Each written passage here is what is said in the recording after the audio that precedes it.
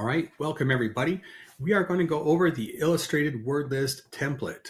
Now this template is a template, one of my favorites. It's a staple in my instruction, and it's one that I really enjoy trying to help students understand vocabulary.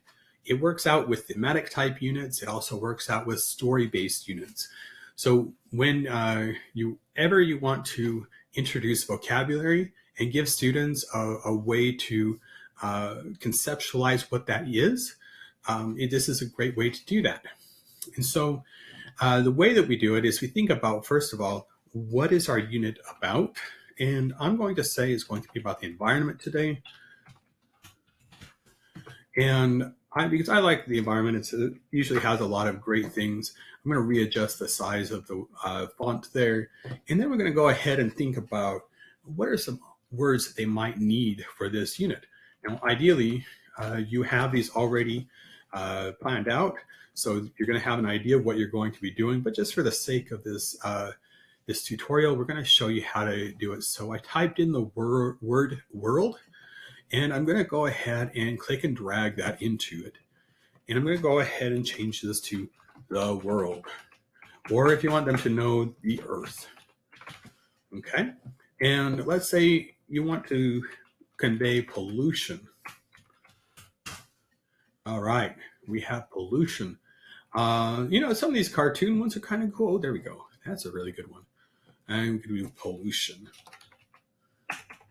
Sorry, this is my German coming out. In German, all the nouns are capitalized. So, all right. So you see what we're doing here. We have the earth. We have pollution. We can put any number of vocabulary words here.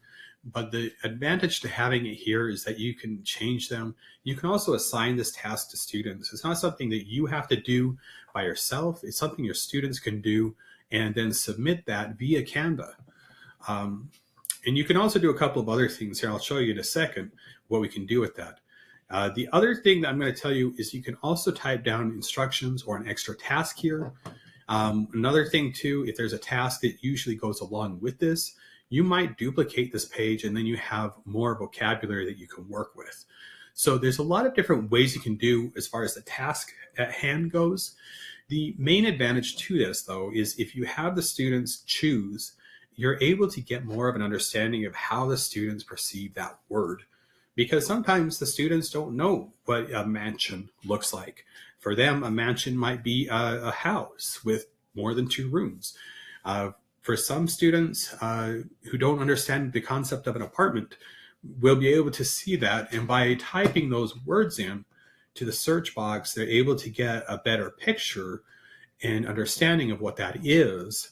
And then they're coming up with their own conceptualization about what does that word actually mean. Now, I mentioned earlier that you're able to do a lot more with this document because, of course, we could have a competition to see who could make the best illustrated word list. We could also post it in a variety of ways. So I'm going to show you how to do that. So up in the top right, we click on Share. Now, there are a couple of things here with links and stuff, but we're going to draw your attention down here. Okay, you have a couple of options here, but if you click down on the More section, you get a few more things. Now, you could have this as a presentation. You could have this as an LMS, so Learning Management System. If your school has Schoology, Google Classroom, or Canvas, or Blackboard, those are the different types of LMSs that you could post those to. You can also send it as a view-only link, which is very nice. You can present and record it. Maybe you want to do distance learning and teaching with the students. You could do that and explain them the words and the vocabulary. Sounds a little bit crazy, but good. If you are a teacher who uses QR codes regularly, that's also a great way for them to be able to interact with the material. I like embedding it. So down here you have what's called the embed code. And if you go talk with your technology department, if you're not sure how to embed, you can embed this into a page, into your Google Classroom, your learning management system, or Canvas, or Schoology. They all accept what's called an embed code. And this embed code basically makes it into a miniaturized website. So it embeds it into it so the students can have access to this. So I think that's really helpful, especially if you have like class folders set up in your learning management system, that you're able to have students be able to go back and reference those particular materials from what you were doing. Another option of helping students engage with the material is to consider social media.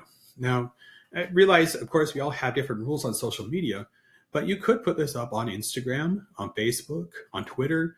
You could also put it on TikTok if you felt so inclined. There's a lot of different ways to do it. I don't know if you put it on your LinkedIn profile, maybe, but you can also download it. You can save it as a Google Drive document. You can save it as a PowerPoint. You kind of get the idea. All of these different ways that you can interact with other forms of media are really powerful.